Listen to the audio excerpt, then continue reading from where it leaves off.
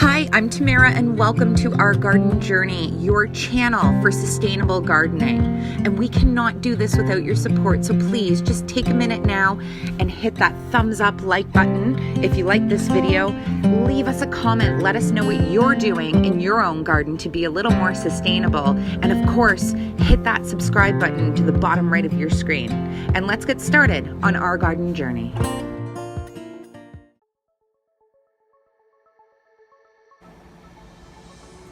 Okay, I'm beyond excited. Today we can officially say that we have planted all of the large things that we're going to go into our backyard. So they are all in the ground and I cannot believe it because it was a heck of a lot of work for everyone involved.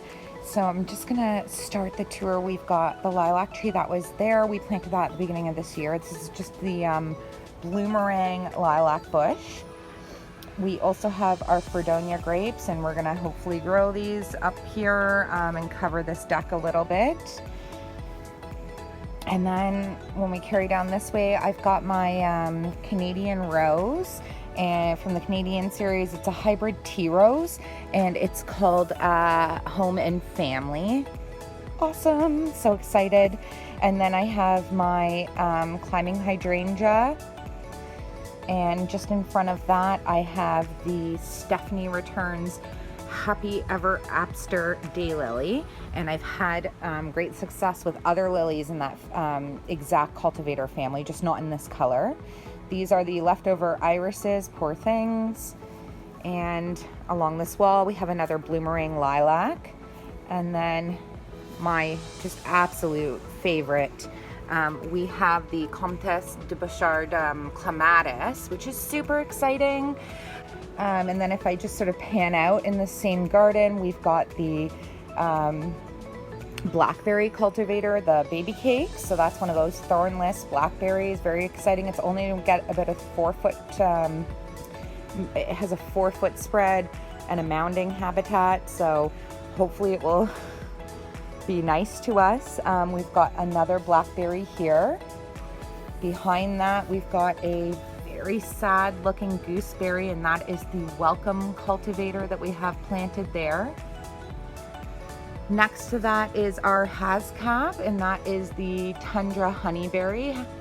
And I've heard nothing but great things about these, so I'm very excited. And then obviously we've got our Macintosh apple tree in place. That was one of the very first things to go in.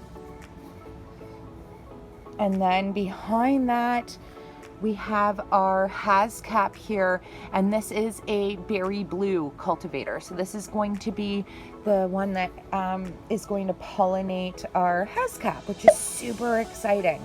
That we got them so close. They don't need to be this close to each other to pollinate, but we hope that that will make sure that we get lots and lots of fruit. And then if I go to my left side on our garden path that doesn't yet exist, this is that firecracker goji berry. So this is the one that's going to get about 8 feet tall with a 6 foot spread, so 3 feet out on all sides. Super exciting. And then this here is the first of the Josta berries. And you can actually see that it's starting to recover from its very traumatic experience at the nursery and coming here and being left in a pot. So I'm happy to see that. And my absolute favorite purchase, but I say that about everything, is this cherry bush. And this guy here is the Cupid. In the cherry bush series. It's a cultivator and it is technically self-pollinating, but we are going to want to get it a friend to make sure that we get lots and lots of fruit. So Chris and I are planning next year, when we have a bit better of a selection available to us, that we're going to get it a friend in that series so that we can get some more fruit off the cherry tree. Where we're going to put it, I have no idea, but we'll figure out a space. And then if we keep walking over here, this is that raspberry cultivator, very much like the blackberries. It's thornless, it's gonna have about a 4 foot spread, and it also has a mounding habit. for anyone who's growing in containers, this is an excellent one to grow in a container apparently. And this one is called Raspberry Shortcake. And here is its little buddy, and they both seem to really be rebounding from the damage that I allowed to happen to them as they were waiting in their containers. So there is Raspberry Shortcake.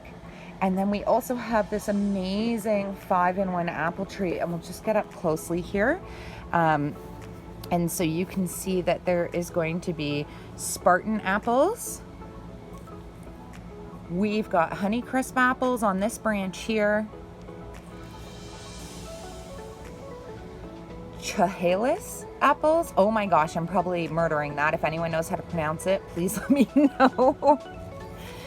And the Liberty apple as well. And I believe that's all. So it's not a 5-in-1. 4-in-1 combo. I've been calling it a 5-in-1. It's a 4-in-1. Chris would be appalled that I didn't know that. And then I'm just going to swing around to this bed on the right.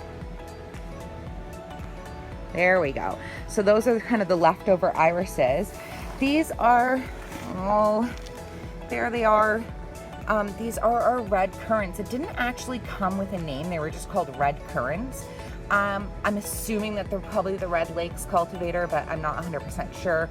This guy looks really sad, but I know that currants can be planted from bare roots. So I'm hoping that he comes back for me in the spring. And then I'm gonna just swing around here. This is another one of those exact red currants here. This is kind of a red currant bed because it's gonna get a little bit more shade. It's still considered, I would say, full sun, but it does get a little bit more of the afternoon shade. And then that's the third red currant there. And another big, beautiful, hopefully climbing hydrangea. And you can sort of see that he's leaning against that wall in a nice way. So I hope he will start rooting for me. And then as I swing around this garden gate, here is the beauty bush that I'm trying desperately to bring back. We found it in really bad shape and it seems to be coming along nicely. Everything I've heard is that these guys are pretty tough to take down. I know a lot of people actually clear cut them every once in a while and just let them grow back up. So I hope he'll stick around. Ignore those plants in pots. These are going to be going out front and hopefully we're going to be getting to that in the next few days.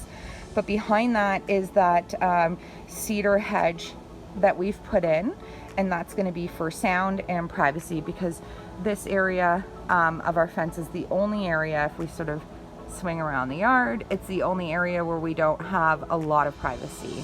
So we wanted to put something there. And then I'll just come down here and look at this label because I cannot remember. Oh my gosh, there's so many things. I'm just so excited. This is a jostaberry, which I'm super excited for. Again, like the currants, it's not looking very happy. I'm really just hoping to treat it kind of like it's a bare root planting and hope for the best in the spring. If anyone has any advice that's, you know, above and beyond that, please let me know. And then as I walk sort of through this, what will be our future apple tree guild is what they're called. Here's another jostaberry, and you can see that this guy has really appreciated being planting. So he's even throwing up a few new leaves. So I'm very happy. He looks much happier. So that, almost in its entirety is everything that we planted. But there is one more thing. So I'm gonna walk through our messy deck area here. We were outside playing all day today. So along this sort of fence that's off of our porch or our back patio, we have way down there, if you can see him, there he is. That is our other Fredonia grapevine. And we're hoping to let him climb up this, take the whole breadth of this fence, and I believe that's some Virginia creeper that didn't quite make it, and then potentially climb up here. It looks shady right now, but that's because we have our massive umbrella over top of it, so we're hoping to bring some green onto this very wood platform. And then if I just kind of come back, and don't mind the pool, it's almost closed. If anyone wants to come over and help us close our pool, we would appreciate it. So here, I'm just gonna look down, is a climbing rose that I found buried in one of the old garden beds here. And I don't know how it survived, and it did, and it seems very happy. I think it's a climbing rose just by the length of some of the branches that I was finding, but we'll see. I have no idea what's going to come up. We'll see next year. And then if I just sort of hand back here and continue along, here is the Swan Lake climbing rose, and we're hoping to pull some of those shoots through this side so that we get climbing roses on both sides of this fence. And then here is the final piece that we have planted so far. Oh no, there's more. I will walk over. And this is another of those climbing roses. And this is called Swan Lake, and it's going to be a white climbing rose. I'm very excited. I love roses. And then I'm just actually going to walk through here. So this area here right now is where our current sort of this year's throw it in, oh my gosh, we have a newborn, cucumbers and tomatoes and some other little bits and pieces.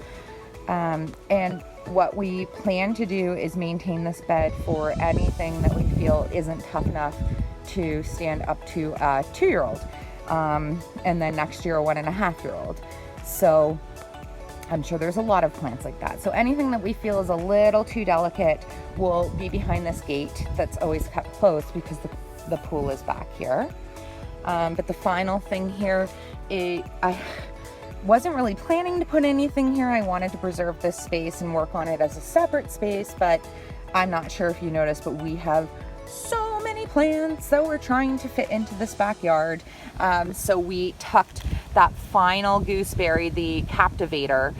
We just tucked him right here. It gets a lot of sun, but nice afternoon shade that hits at about 3:30 or 4 p.m. So we think he'll be very happy here. So that is it for this part of the planting. And we still have so much more to do, but tonight I think I'm gonna go inside. My kiddos and Chris are waiting for me. We've ordered in some yummy dinner for ourselves to celebrate and watch maybe a movie and relax. So we will catch up later.